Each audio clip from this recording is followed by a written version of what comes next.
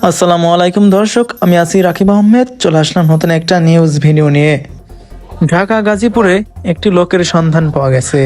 একটি ভাই পোস্ট করেছেন যে অজ্ঞাত ভাইয়ের পরিবারের সন্ধান চাই। নাম রুবেল, বাবা মায়ের নাম বলতে পারে না।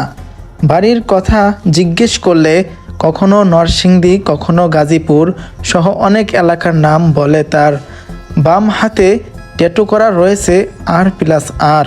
তার ডান পায়ে অনেক আগে থেকেই ব্যান্ডেজ করা ছিল। আমরা তাকে সামান্য পরিবর্তন করার চেষ্টা করছি এবং তার পরিবারের সন্ধান করছি।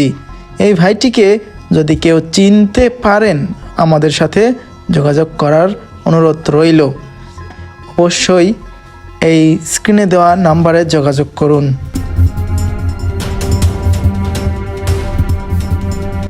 সন্দেহ করা যাচ্ছে যে তার হাতে যে R+R লেখা, এটা দেখে মনে হচ্ছে সে প্রেম করে পাগল হয়ে গেছে, তাই তার এই অবস্থা।